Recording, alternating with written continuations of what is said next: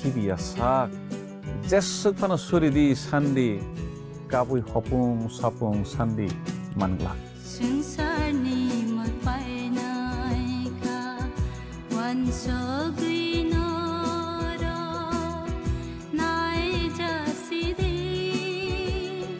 ओ ताखुरा बुखुरा पाइबैदे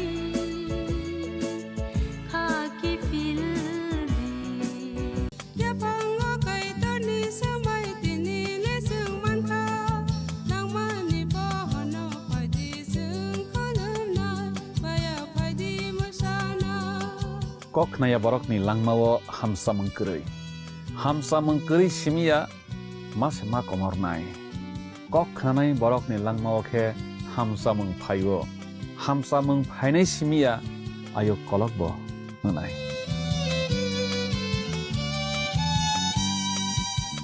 सुहावो काइता निसुं ससा संसार खागजों मा बुंफा फायदि जोंबा शरीरावबा रोजाबै बिनाय हामदोंमोन फायदि जों खालामनाय बाया फायदि मोसानाय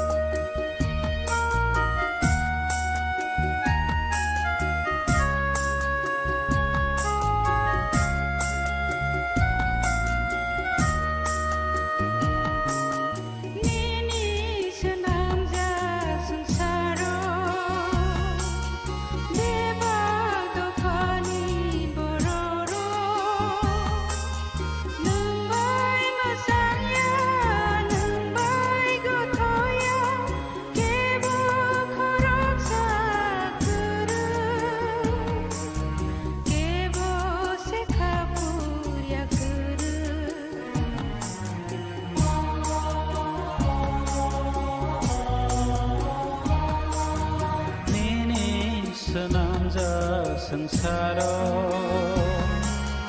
बेबाद दफानि बरराव नोंबाय मोसांया नोंबाय गथ'ग्या केब खरकसा करे केब सेखाफुया करे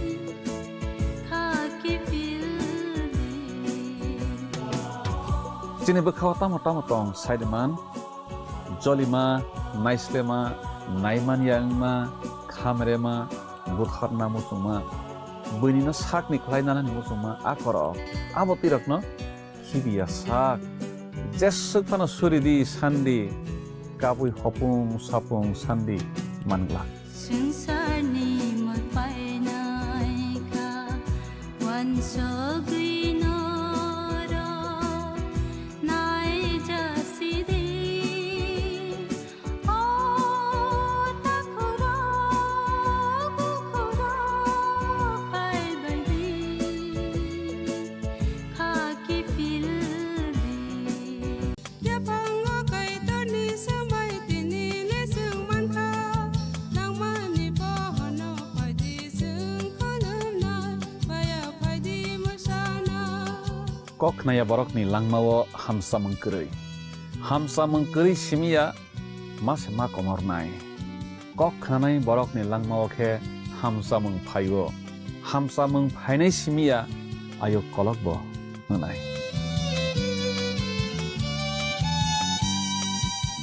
Sukhawo kay to ni sung sasa sangsara khak sang ma phang pha phay di sung ba sari ra ba rasa bai pi nai ham dak mo phay di sung kolum nai baya phay di masana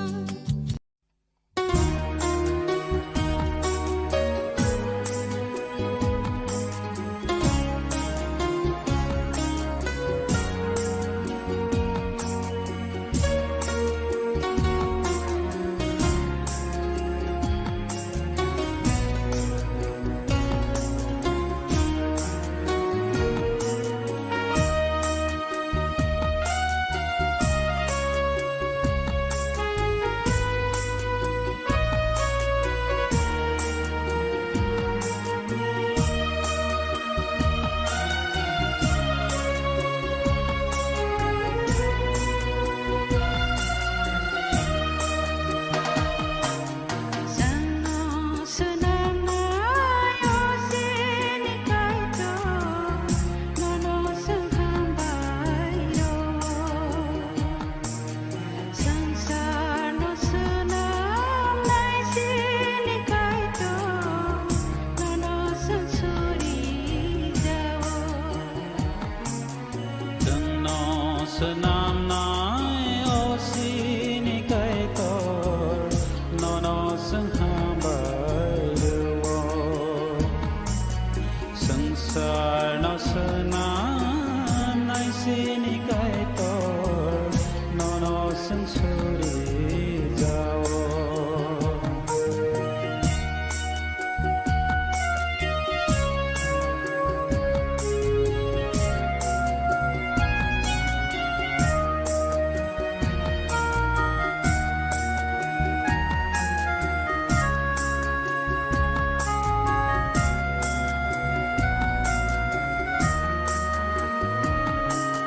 Keboni nisna marono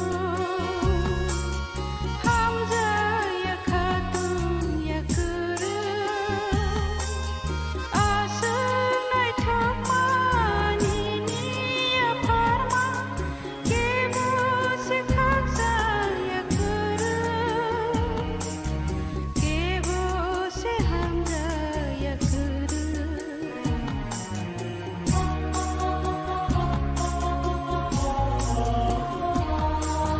Kevoni nisna marokno hamza ya khatun ya kere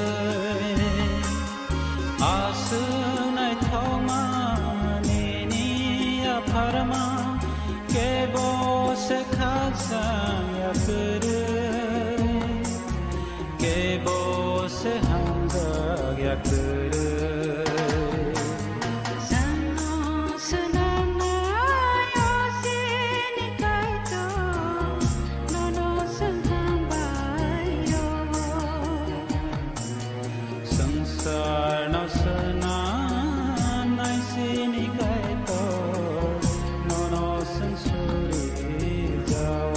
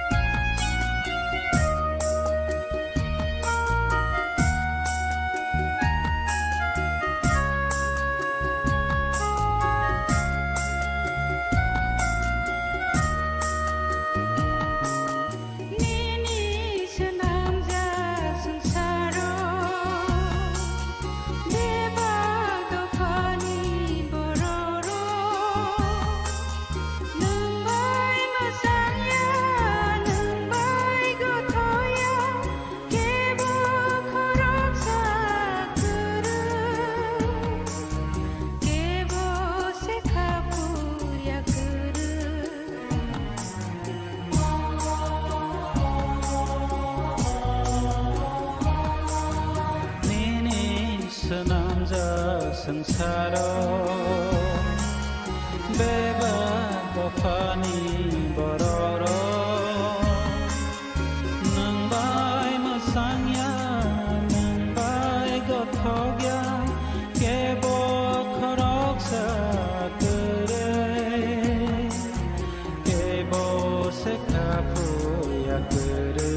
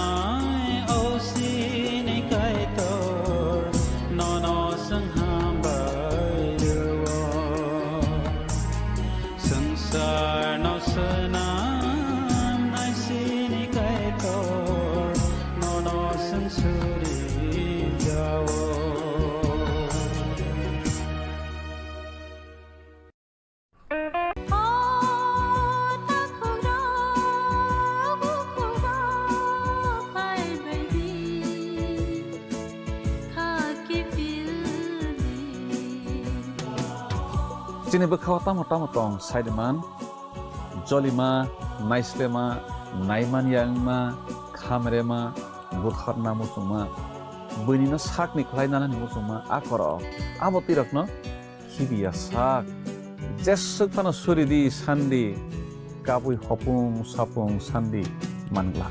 संसारनि मपाइनाइका वंशगिनो र नाइ जासिदे ओ ताखुरा बुखुरा पाइबैदे खाकी फिल्दे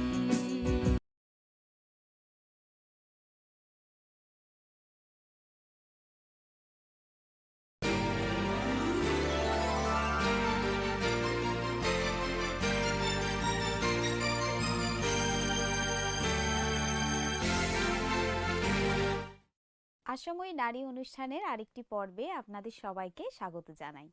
আমরা খুবই আনন্দিত যে আপনারা সবাই এই পর্বে যোগদান দিতে পেরেছেন। আমাদের আজকের আলোচনার বিষয় হলো যিশুকে অনুসরণ করা এবং তার শিষ্য হওয়া।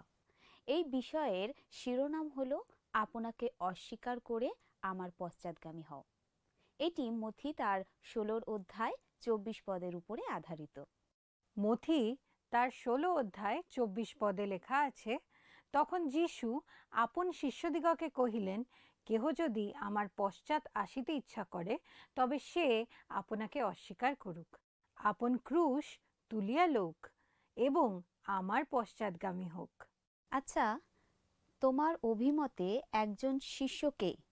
সাধারণত একজন শিষ্য হচ্ছে একজন শিক্ষার্থী বা ছাত্র, এমন কেউ যে আরেকজনের শিক্ষা অনুসরণ করে এবং তার শিক্ষকের পথ অবলম্বন করে। বাইবেলের সময়কালে শিষ্য বলতে এটাই সাধারণত বোঝানো হতো।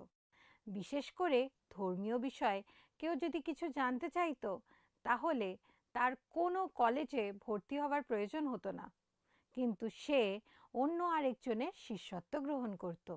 একদম ঠিক কথা। কিন্তু বাইবেলের দৃষ্টিভঙ্গিতে শিষ্যত্ব হচ্ছে শিক্ষার থেকে অনেক বেশি গুরুত্বপূর্ণ আর নেতাকে অনুসরণ করা। শিষ্যত্ব 3টি প্রধান নীতির উপরে আধারিত। প্রথমটি হচ্ছে সম্পর্ক এবং পরামর্শদান। আমরা নতুন নিয়মে লক্ষ্য করি যে পৌল প্রথমে বার্নবা আর পরে তিমথিওকে সুসমাচার প্রচার যাত্রায় সঙ্গে করে নিয়ে গিয়েছিলেন, কারণ তারা অনভিজ্ঞ বিশ্বাসী ছিলেন এবং তিনি তাদের প্রশিক্ষণ দিয়ে পরিপক্ক এবং কার্যকারী খ্রিস্ট বিশ্বাসী করে গড়ে তুলেছিলেন। শিষ্যত্ব হচ্ছে একটা বন্ধুত্ব যা খ্রিস্ট কেন্দ্রিক পরিচর্যা এবং প্রচার কার্যের প্রতি নিবদ্ধ থাকে। দ্বিতীয়টি হচ্ছে শিক্ষাদান। শিষ্যত্বের আরেকটি গুরুত্বপূর্ণ বিষয় হলো শিক্ষাদান। আমাদের প্রত্যেকজনকে আহ্বান করা হয়েছে যেন আমরা সমস্ত বয়সের লোকদের শিক্ষা দিতে পারি। যেন তারা ফলদায়ক এবং বিজয়ী খ্রিস্টীয় জীবনযাপন করতে পারে। আমি তৃতীয় বিষয়টি যোগ করছি। তৃতীয় বিষয় হচ্ছে সেবা। যাকোব 2:17 আমাদের বলে, বিশ্বাস কর্মবিহীন হইলে তাহা মৃত। আমাদের আহ্বান করা হয়েছে যেন প্রত্যেক দিন আমরা আমাদের বিশ্বাসকে কার্যে পরিণত করতে পারি। এই কাজটি পরিষেবা কার্যক্রম এবং পরিচর্যার মাধ্যমে করা যেতে পারে, কিন্তু এটি পরিষেবার একটি ক্ষুদ্র অংশ। আমাদের পরিষেবা আমাদের জীবন এবং খ্রিস্টের মতো চরিত্রের মাধ্যমে প্রতিদিন আমাদের প্রতিবেশীর কাছে প্রতিফলিত হতে থাকে। উদাহরণস্বরূপ, পৌল স্বয়ং গমলিয়েলের একজন শিষ্য ছিলেন। তার পরবর্তীকালে তার নিজেরও একাধিক শিষ্য ছিল। পৌল বলেছেন, আমি যিহুদি, কিলিকিয়ার তার্সো নগরে আমার জন্ম, কিন্তু এই নগরে গমলিয়েলের চরণে মানুষ হইয়াছি। পৈতৃক ব্যবস্থার সূক্ষ্ম নিয়মানুসারে শিক্ষিত হইয়াছি। আর আপনারা সকলে অদ্যপি যেমন আছেন, তেমনি আমিও ঈশ্বরের পক্ষে উদ্যোগী ছিলাম। এইটা আমরা প্রেরিত তার 22:3 পাব। যোহন বাপ্তাইজকেরও অনেক শিষ্য ছিল, যা আমরা পাব যোহন তার 1:35-37 3:25 এবং মথি তার 11:2 ও 14:12। কিন্তু বাইবেলে যিশুর শিষ্যদের সম্পর্কে সবচেয়ে বেশি উল্লেখ করা হয়েছে, এতে কোনো সংশয় নেই। কারণ নতুন নিয়মে যিশু হচ্ছেন সবথেকে গুরুত্বপূর্ণ ব্যক্তি। যিশু তার প্রচার কাজ শুরু করার সময়ে 12 জন শিষ্যের একটি দলকে মনোনীত করেছিলেন। এগুলি লেখা আছে যোহন তার 1:37-41 মার্ক তার 3:14-19 এবং লুক তার 6:13-16। যদিও অন্য অনেক শিষ্য কিছুদিনের জন্য তাকে অনুসরণ করেছিলেন, তবে এই 12 জনের একটি বিশেষ মর্যাদা ছিল। মথি তার 16:24 প্রসঙ্গটি আমাকে ব্যাখ্যা করে বলবে প্লিজ? অবশ্যই। মথি তার 16:21-28 যিশু তার শিষ্যদের বলেছিলেন যে ধর্মীয় নেতারা তাকে হত্যা করবে এবং 3 দিন পর তিনি উত্থাপিত হবেন। এই কথা শুনে তারা হতবাক হয়ে গিয়েছিলেন। পিতর সঙ্গে সঙ্গে বলেছিলেন, এটা কখনোই হতে পারে না। যিশু তাকে তিরস্কার করে বলেছিলেন, আমার সম্মুখ হইতে দূর হও শয়তান। পিতরের প্রতিক্রিয়া এমন হয়েছিল এই জন্য যে তার ধারণা ছিল যে মসীহকে হত্যা করা সম্ভব নয়। এটা তার অনুমান ছিল, কিন্তু সত্য ছিল না। খ্রিস্ট সতর্ক করে বলেছেন যে যারা তাকে অনুসরণ করেন তাদেরকে জগতের সমস্ত কিছু পরিত্যাগ করতে রাজি হতে হবে, আর চাহিদা অনুসারে কষ্ট ও নিপীড়ন সহ্য করতে হবে। আমরা যখন কি ঘটছে সেটা লক্ষ্য করি, তখন দেখি যে 16 অধ্যায়ে সমস্ত ঘটনার সারাংশ দেওয়া আছে। একদল ফরিসি এবং সদ্দুকী যিশুর কাছে একটি অলৌকিক চিহ্নের দাবি জানিয়েছিলেন। তিনি ইতিমধ্যে অনেক আশ্চর্য কাজ করেছিলেন, আর তাই তাদের দাবি মানতে রাজি হননি। তারপর তিনি শিষ্যদের সতর্ক করেছিলেন যে তারা যেন ধর্মীয় নেতাদের শিক্ষা সম্বন্ধে সচেতন হতে পারে। এরপর তিনি শিষ্যদের কাছে জানতে চেয়েছিলেন যে তিনি কে, এই বিষয়ে লোকেরা এবং তারা নিজেরা কি বলেন। পিতর বলেছিলেন যে যিশুই খ্রিস্ট, আর তার এই কথার জন্য তিনি প্রশংসিত হয়েছিলেন। যিশু তখন থেকে তাদের কাছে প্রকাশ করতে শুরু করে যে তিনি দুঃখ ভোগ করবেন, হত হবেন এবং তৃতীয় দিবসে উত্থাপিত হবেন। যিশুকে পিতরের ভৎসনার ফলাফল হলো যে তিনি তার কাছে সাংঘাতিকভাবে তিরস্কৃত হলেন। তারপর যিশু বললেন যে যারা তাকে অনুসরণ করবেন তারা নিজেদেরকে অস্বীকার করে তাদেরকে ক্রুশ তুলে নিতে হবে। সে আপনাকে অস্বীকার করুক, আপন ক্রুশ তুলিয়া লউক এবং আমার পশ্চাৎগামী হোক। এই কথাটার অর্থ কি? আপনাকে অস্বীকার করার মধ্যে পড়ে পাপময় সত্তা, অধার্মিকতা এবং জাগতিক লালসা, তাদের পূর্বকার পাপময় জীবন। এর অর্থ হলো আত্মধার্মিকতাকে অস্বীকার করা আর আত্মধার্মিকতার সঙ্গে যুক্ত সমস্ত কাজকে পরিত্যাগ করা। তাকে এই জগতের আনন্দ, লাভ ও এই জগতের জাঁকজমককে অগ্রাহ্য করতে হবে এবং সে তার প্রভুর জন্য তিরস্কার, নিপীড়ন ও মৃত্যু ছাড়া আর কিছুর বিষয়ে চিন্তা করবে না। আনন্দের সাথে ক্রুশ তুলে নেবে, ধৈর্য সহকারে সমস্ত দুঃখ কষ্ট সহ্য করবে। তার জন্য এটা লজ্জাজনক আর কষ্টকর হতে পারে, কিন্তু যিশুর শিষ্য হিসাবে তাকে মনোনীত করা হয়েছে। এইভাবে প্রভুর একজন শিষ্যকে অনুগ্রহ, নম্রতা, ধৈর্য এবং আত্মত্যাগের অনুশীলন করে তাকে অনুসরণ করতে হবে। আমাদের মনে রাখতে হবে যে প্রতিটি বিশ্বাসীর লক্ষ্য হলো খ্রিস্টের মতন হওয়া। আর আমরা যখন রোমিও 8 পদ পাঠ করি তখন জানি যে এটাই ঈশ্বরের মনের মধ্যে আছে। আর আমরা জানি যাহারা ঈশ্বরকে প্রেম করে, যাহারা তাহার সংকল্প অনুসারে আহুত, তাহাদের পক্ষে সকলই মঙ্গলার্থে একসঙ্গে কার্য করিতেছে। শিষ্যত্বের সমস্ত প্রচেষ্টায় আমাদের এই লক্ষ্য স্মরণে রাখতে হবে। প্রেরিত পৌল তার পরিচর্যায় শিষ্যত্বের এই দেখা ও বলা পদ্ধতির উপরে জোর দিয়েছেন।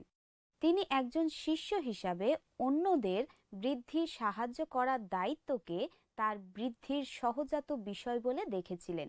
আর সেই জন্য তিনি অন্য বিশ্বাসীদের আহ্বান করেছেন যেন তিনি যেমন খ্রিস্টকে অনুসরণ করছেন তারাও যেন তাকে অনুসরণ করে।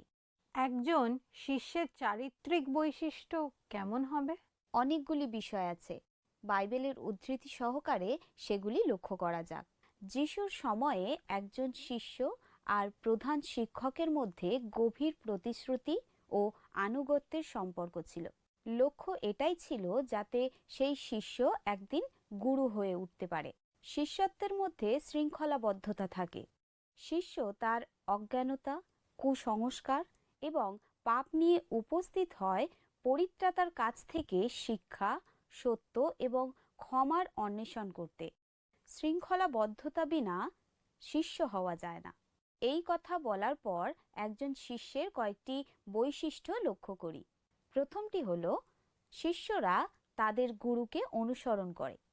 প্রায় 3 বছর ধরে যিশুর যাত্রাকালে তার শিষ্যরা তাকে অনুসরণ করেছিলেন। তারা তার সঙ্গে বাস করেছিলেন, যা লেখা আছে যোহন তার 2:12 পদে।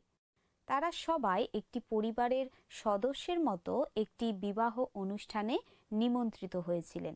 বস্তুত যিশু তাদেরকে তেমনই মনে করতেন, যা লেখা আছে যোহন তার 2:2 পদ এবং মথি তার 12:49 পদে।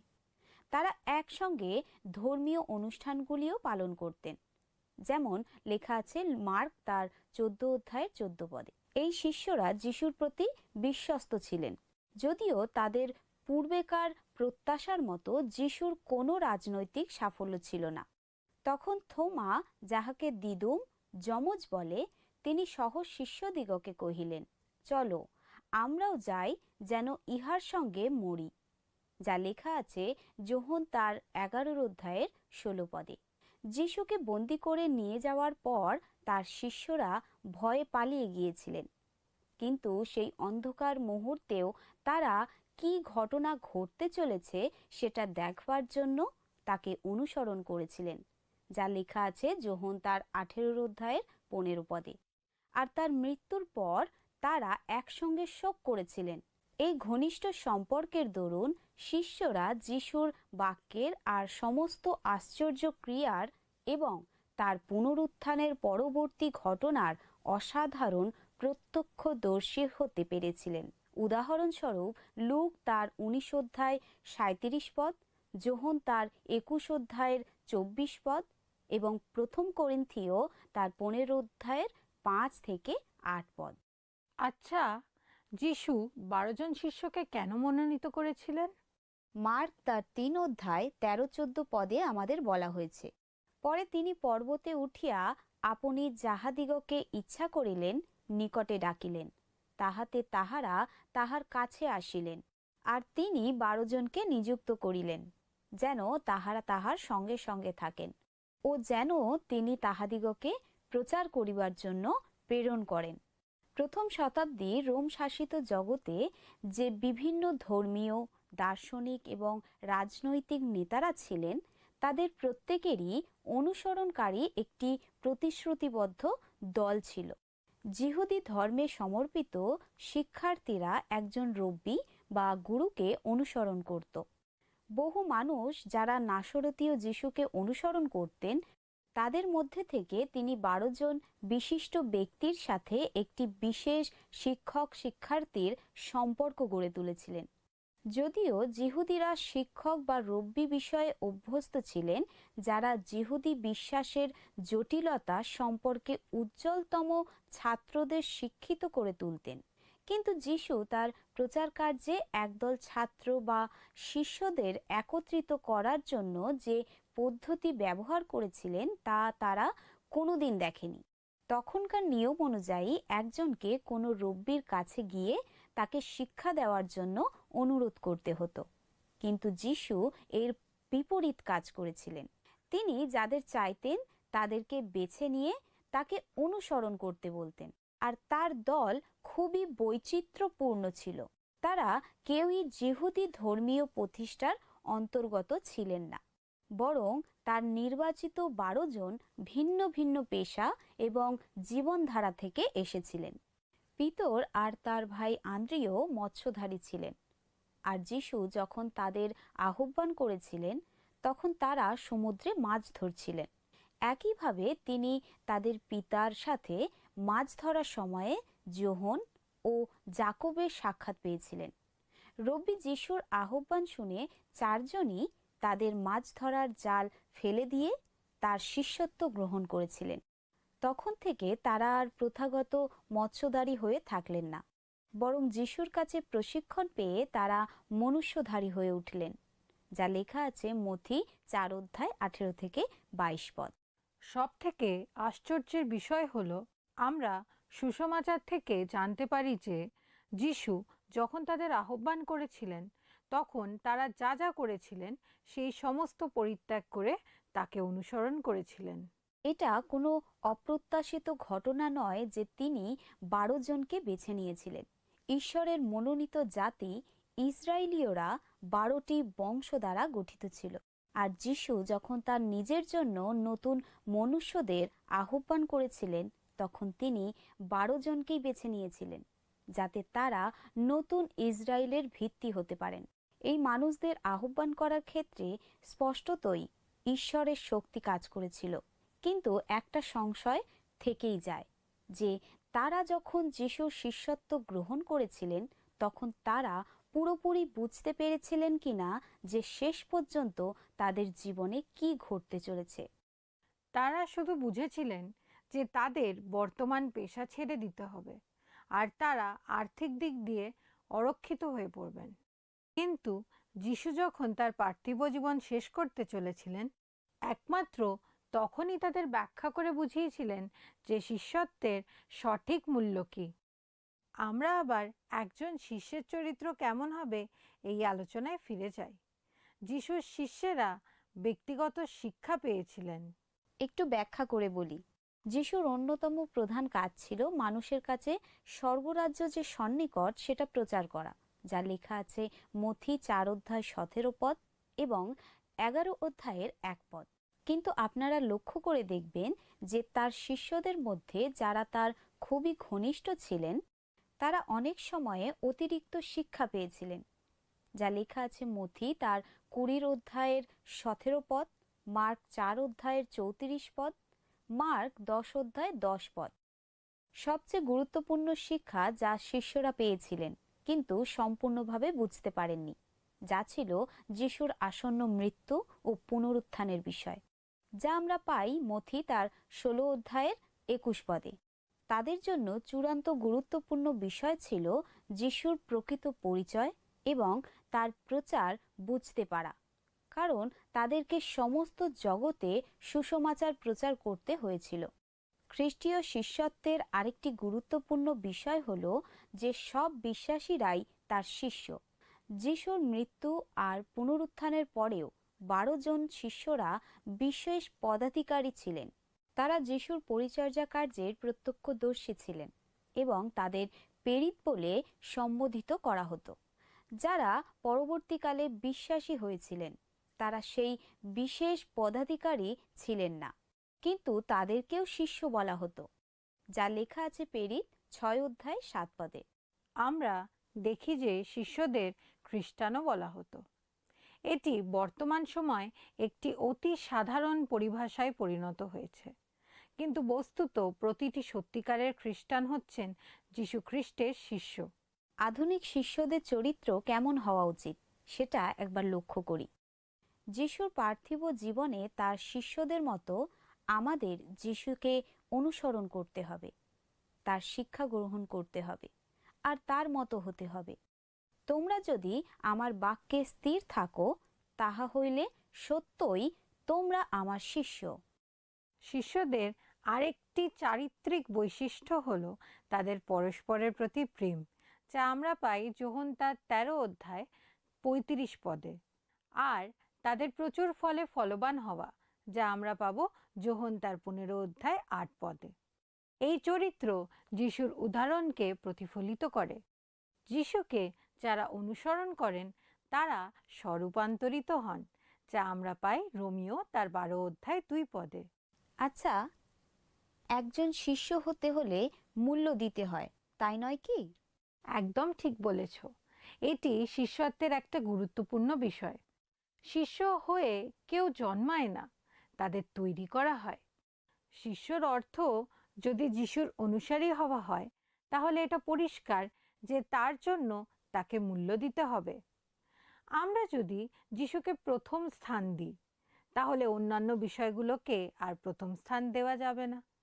আমাদের পরিবার, এমনকি আমাদের নিজেদের জীবন প্রভু যিশুর থেকে অনেক কম গুরুত্বপূর্ণ হয়ে উঠবে।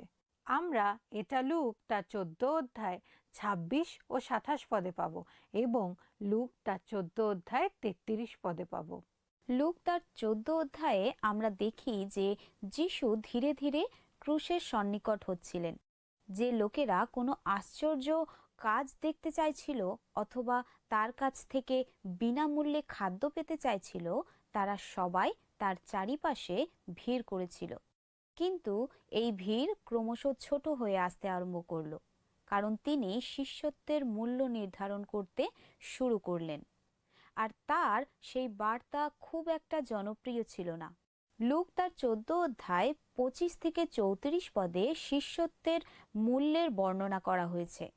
যিশু শিষ্যত্বের বিষয়ে শিক্ষা দিতে 5টি স্পষ্ট দৃষ্টান্ত ব্যবহার করেছিলেন। আমরা সেগুলো এক এক করে শাস্ত্রের উদ্ধৃতি সহ লক্ষ্য করি। প্রথম দৃষ্টান্ত হলো, একদা বিস্তর লোক তাহার সঙ্গে যাইতেছিলেন। তখন তিনি মুখ ফিরাইয়া তাহাদিগকে কহিলেন, যদি কেহ আমার নিকটে আইসে আর আপন পিতা মাতা স্ত্রী সন্তান সন্ততি ভাতৃগণ ও ভগিনীগণকে এমনকি নিজ প্রাণকেও অপ্রিয় জ্ঞান না করে, তবে সে আমার শিষ্য হইতে পারে না, যা আমরা পাবো লুক তার 14:25-26 আমাদের এই পত্রিকে অধ্যায়ের প্রসঙ্গ অনুসারে বুঝতে হবে। যিশু তার শিষ্যদের শিক্ষা দিচ্ছিলেন, আর উত্তম শিক্ষকের মতোই তিনি তার শিক্ষার্থীদের ভাবতে দিচ্ছিলেন। এই ক্ষেত্রে তিনি এমন একটি সত্য বচন দিয়ে শুরু করলেন যেটা বোঝা খুব কঠিন। তারপর তিনি একটি উদাহরণ দিয়ে সেটা ব্যাখ্যা করলেন। এই সত্য বচনটি হল লুক 14:26। যদি কেহ আমার নিকটে আইসে আর আপন পিতা মাতা স্ত্রী সন্তান সন্ততি ভাতৃগণ ও ভগিনীগণকে এমনকি নিজ প্রাণকেও অপ্রিয় জ্ঞান না করে, তবে সে আমার শিষ্য হইতে পারে না। এটা শুনে মনে হতে পারে যে আমরা যদি আমাদের পরিবারকে ঘৃণা না করি, তাহলে আমরা যিশুর শিষ্য হতে পারবো না। তাহলে কি এই কথা আরো বেশি কিছু বোঝায়? একজন শিষ্য হতে গেলে যিশুর জন্য আমাদের সবকিছু পরিত্যাগ করতে হবে। যিশুকে অনুসরণ করতে প্রয়োজন হয় প্রতিশ্রুতি আর বিশ্বস্ততা। এমনকি আমাদের পরিবারের অন্য সদস্যরা যদি প্রভুর অনুসারী না হতে চায়, তাহলেও আমাদের কোনো সময় যদি পরিবারের প্রতি আনুগত্য এবং যিশুর প্রতি আনুগত্যের মধ্যে কোনো একটা বেছে নেওয়ার বেদনাদায়ক সিদ্ধান্ত গ্রহণ করতে হয়, তাহলে আমাদেরকে যিশুকেই বেছে নেওয়া উচিত। এমনকি যদি তার জন্য পরিবারের সদস্যরা আমাদের অস্বীকার করে, তবুও আমাদের খ্রিস্টের অনুসারী হতে হবে। এই দৃষ্টিভঙ্গিতে আমরা আমাদের পরিবারকে অপ্রিয় জ্ঞান করব।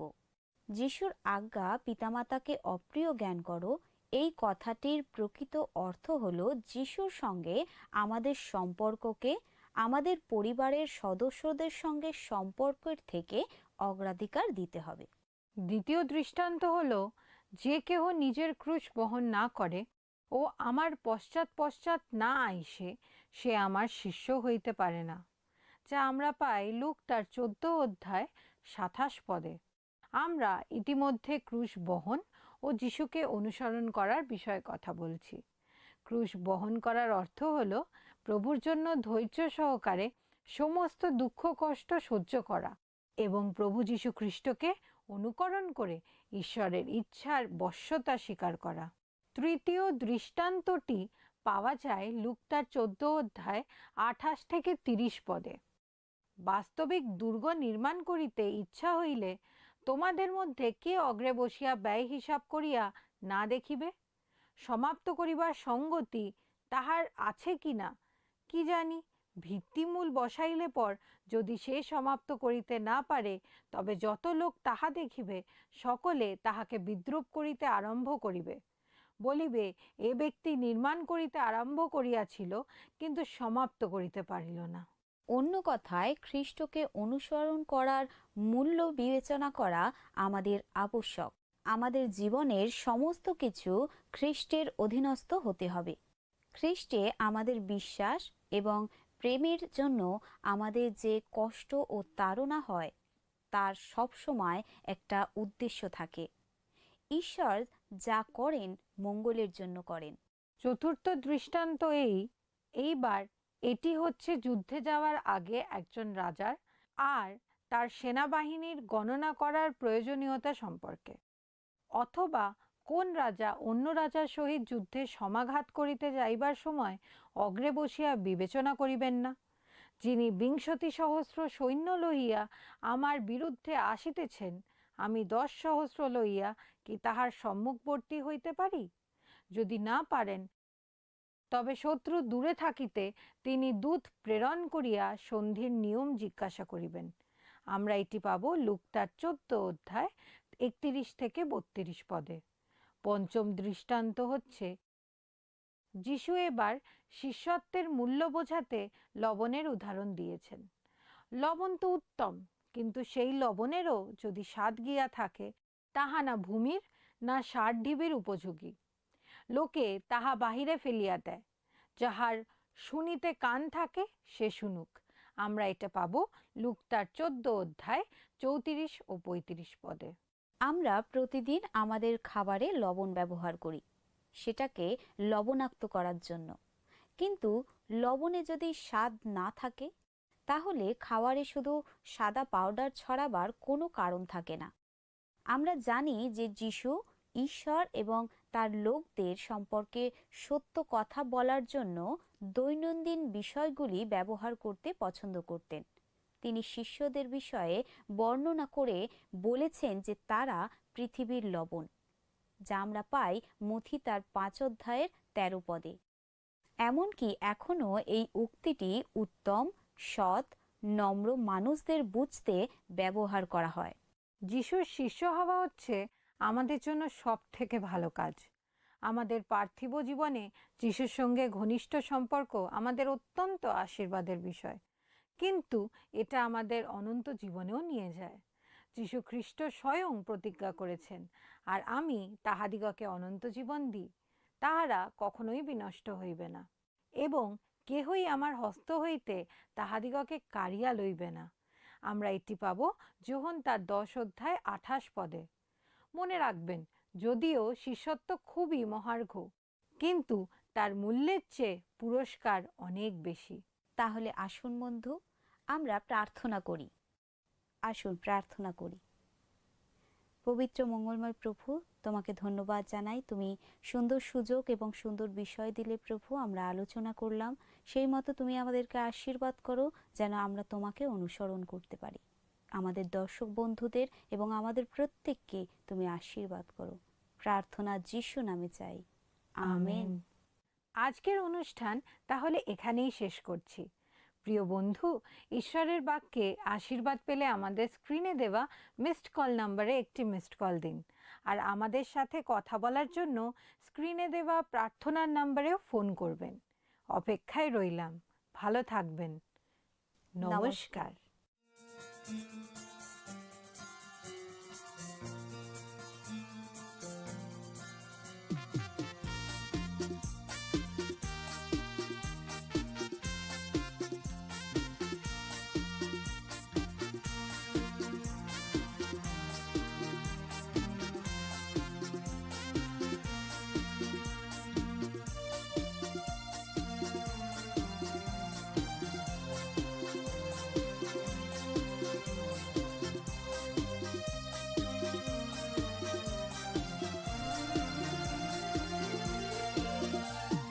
নতুন আকাশ নতুন পৃথিবী এসো গড়ে তুলি, যিশুর আলোয় আলোকিত হয়ে এই জগৎ গড়িয়ে তুলি।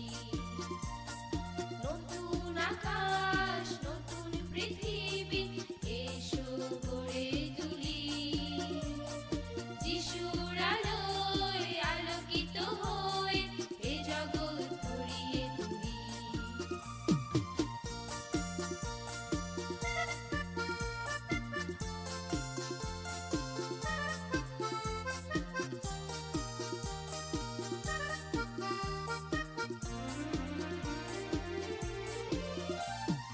তোমরা দীপ্তি জগতে। গত সপ্তাহের আমাদের বিজয়ী দর্শক বন্ধু হলেন রীতা সরকার, উত্তর 24 পরগনা থেকে।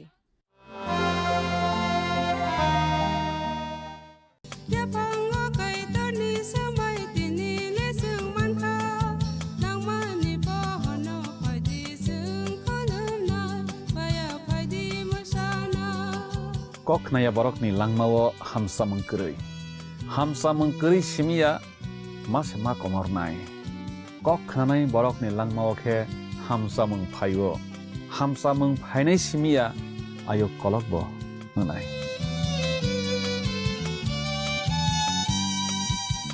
suhawo kai to ni sung sa sa sangsar khak sang ma phang pha phai di sung ba sa ri ra ba ra sa bai pi nai ham dak mo phai di sung kholum nai ba ya phai di masana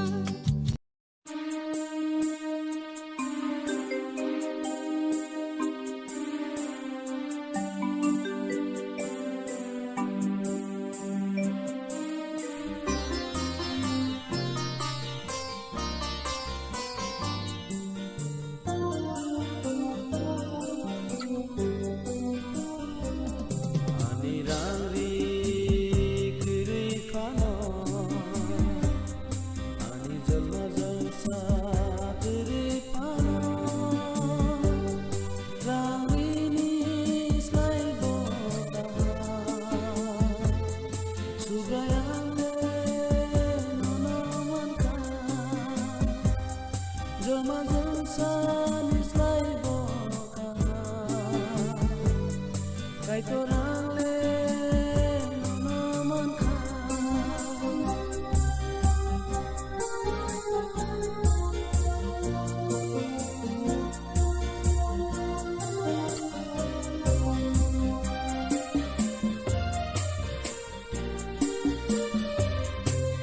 mungsa nangya rangri bunangya ani lang no no se nanggo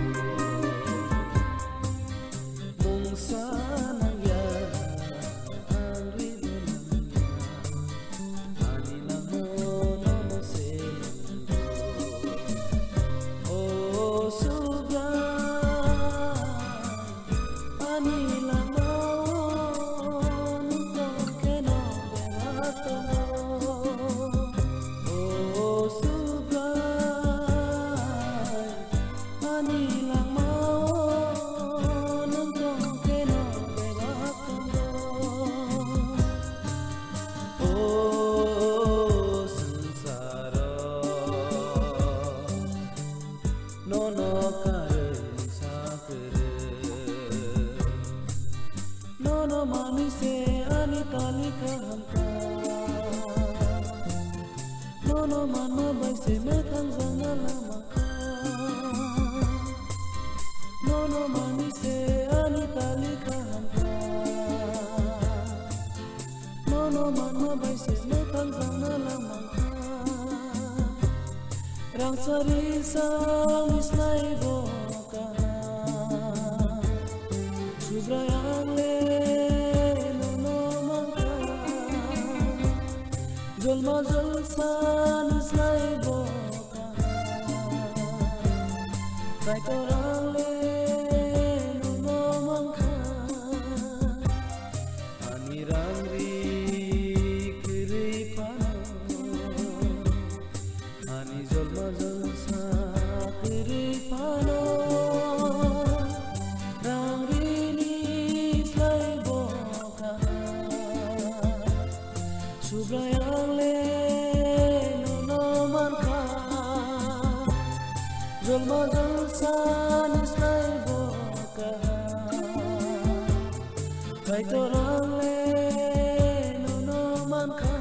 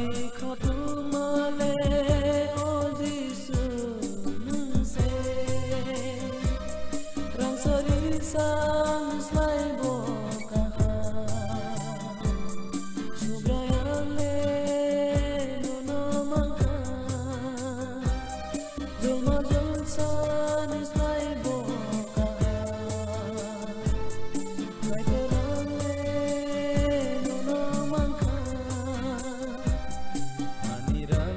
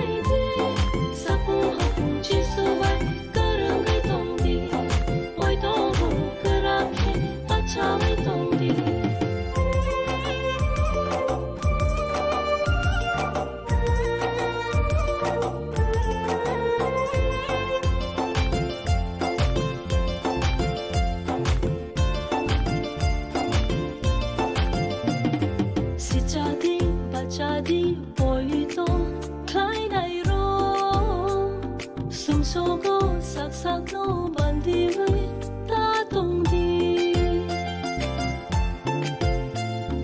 ไก่ตัวตาใครดีหินมารกโนตาใครดีนี่ลังมาต้องฉันนี่เบบากโนอยากกอดดีนี่เจ้าบุญเดโนโนคิดไกลโนไหนดีนี่โตบุญเดโนโนสักไกลโนไหนดีสักหัวหัวชิสุไว้ก็เรื่องไม่ตรงดีปล่อยโตบุกรักให้ปัจจาไม่ตรงดีว่าวันนี้ละมาโง่หิไม่น่าตรงดีสิสุนียปรีโนรัทายตรงดีสังสารนี้ตรงก็ตามกันไหลดีจุกขโนนาหาริเสียเตเสดี